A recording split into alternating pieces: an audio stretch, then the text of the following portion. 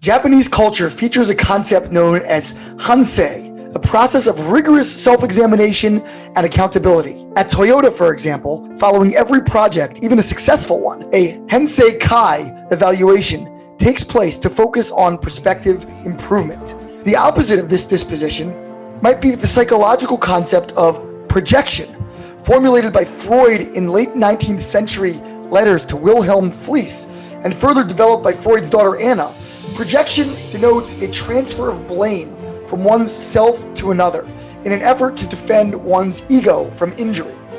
One of the most complicated narratives in the Torah takes place this week between the twin brothers Yaakov and Esav, arch nemeses already in the womb.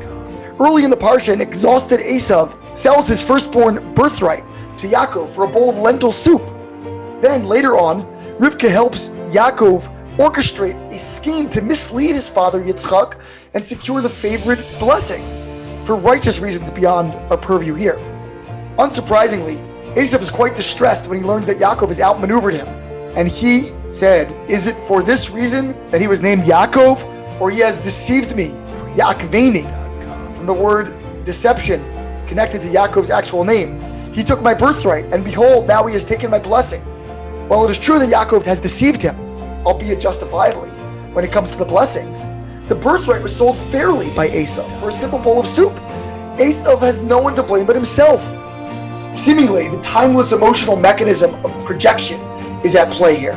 Despite obvious evidence to the contrary, Esav externalizes culpability onto his twin brother rather than accept the consequences of his own impulsive choices. I do not believe this is the first example of projection in the Torah, nor even the most consequential. When Adam and Chava ate from the tree of knowledge, good and evil, and were confronted by God, he immediately blamed her, while she in turn blamed the serpent. The results were catastrophic and far-reaching for humankind. While Freud, as the father of modern psychology, may have popularized the notion of projection in academic parlance, we find its conceptual antecedent thousands of years earlier in the Talmudic statement that whoever invalidates another does so with his own shortcoming. People tend to identify in others the very deficiencies from which they themselves suffer. I'm the son of a psychologist, but no expert myself. Still, I would speculate that we struggle to acknowledge our errors because, in some deep sense, we imagine that doing so negates our very being. If we idealize perfection, then admitting our distance from it condemns our humanity. A gentle but profound philosophical pivot would eliminate the need for such strenuous ego defenses. I recently interviewed Dr. David Lukin, the chair of political science at Torah University, who quoted his teacher, Rabbi Aaron Soloveitchik, on the nature of human existence.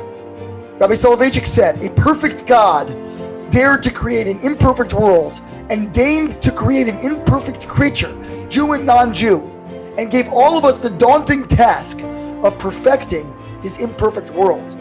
When perfection is no longer our objective, we can tolerate its absence, allowing for the self-critique required to achieve greatness."